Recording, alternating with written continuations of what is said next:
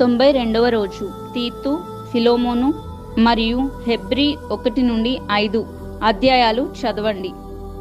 నా వెముకలు, ప్రేగులు, మెదడు, కళ్ళు, చెవులు, నాలుక, మూత్రపిండాలు, కాలేయం, నోరు, రక్తం మొదలైన వాటిపై ఉన్న సాతాను పట్టుని నజరేయుడైన యేసు నామమున ఇప్పుడే విచ్ఛిన్నం చేస్తున్నాను.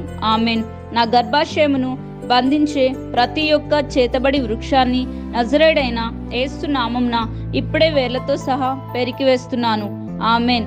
నన్ను, నా కుటుంబాన్ని వెంబడించిన ప్రతి దుష్ట శక్తి నీ పట్టును విచ్ఛిన్నం చేస్తున్నాను. మమ్మల్ని విడిచి నజరేయుడైన యేసు నామమున నిన్ను పంపిన వారి యొద్దకే తిరిగి వెళ్ళిపోము. ఆమెన్. నా ఇంటిని ఎదగనివ్వకుండా క్రిందికి లాగుతున్నవాడా, ఇప్పుడే నీ పట్టుని విచ్ఛిన్నం చేస్తున్నాను. నజరేయుడైన యేసు నామమున ఇప్పుడే నా ఇంటిని విడిచి వెళ్ళిపో. ఆమెన్.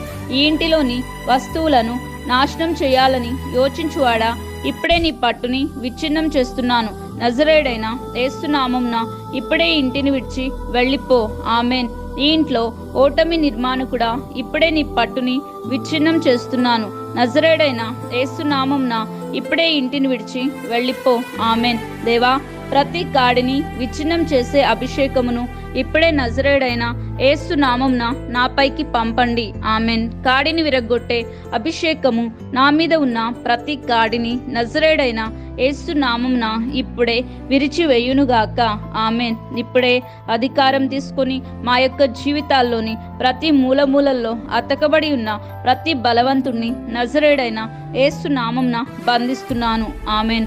పరలోకమందున నా తండ్రి, నా ప్రార్థనలన్నిటికీ సమాధానాలు ఇచ్చినందుకు నజరేయుడైన యేసు నామమున కృతజ్ఞతాస్తుతులు చెల్లిస్తున్నాను.